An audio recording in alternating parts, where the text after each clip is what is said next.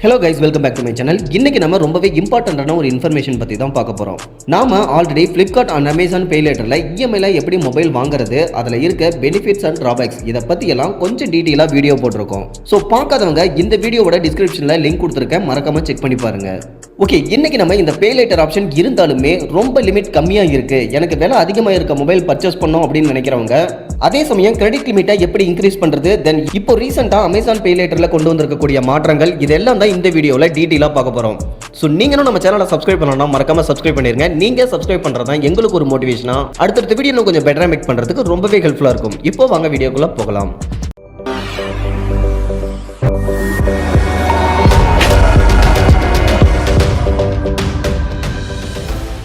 Okay, இந்த paylater ஆப்ஷனை பொறுத்தவரை இப்போ மோஸ்டா 18 இயர்ஸ்க்கு மேல இருக்க எல்லா கஸ்டமர்ஸ்க்குமே எனேபிள் பண்ணியிருக்காங்க.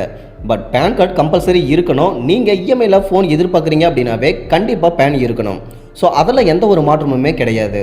பட் இன்சியலாக எனக்கு வெறும் 7500 ரூபாய் மட்டும்தான் எலிஜிபிள் கொடுத்துருக்காங்க. பேசிக்காக ஒரு 4GB இருக்கக்கூடிய மொபைல் எடுத்தால் கூட 10,000க்கு மேலே வருது. ஸோ இந்த paylater ஆப்ஷனை பயன்படுத்தி நான் எப்படி விலை அதிகமாக இருக்கிற மொபைலை பர்ச்சேஸ் பண்ணுறதுன்னு கேட்டிங்கன்னா கண்டிப்பாக அதுக்கும் ஒரு ஐடியா இருக்குது. இப்போ Samsung M33 5G mobile 16,000க்கு sale பண்ணுறாங்க. paylaterல எனக்கு 13,000 தான் எலிஜிபிள் இருக்குது. மீதி 3,000 வேணும் அப்படின்னா நீங்கள் கவலைப்பட தேவையில்ல. ஜஸ்ட் அந்த அமௌண்ட்டை டவுன் பேமெண்ட்டாக கட்டி நீங்கள் அந்த மொபைலை பர்ச்சேஸ் பண்ணிக்க முடியும். ஜஸ்ட் அந்த வேல்யூ இருக்கக்கூடிய ஃப்ரெண்ட்ஸ் ஆர் ஃபேமிலியில் இருக்கக்கூடிய ஒருத்தரோட மொபைலை எக்ஸ்சேஞ்ச் போட்டுருங்க.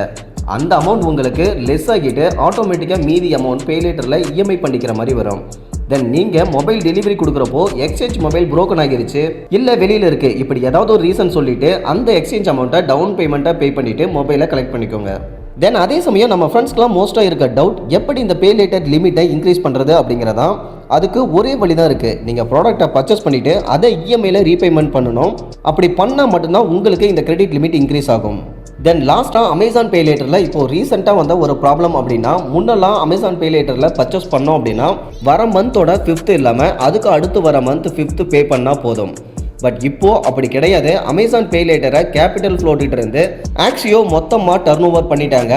ஸோ ஃப்ளிப்கார்ட் மாதிரியே நீங்கள் மந்தோட எண்டில் பர்ச்சேஸ் பண்ணியிருந்தா கூட அடுத்த மந்த் ஸ்டார்டிங்லேயே 5th பே பண்ணுற மாதிரி இருக்கும். ஸோ இது கொஞ்சம் வருத்தமாக தான் இருக்குது.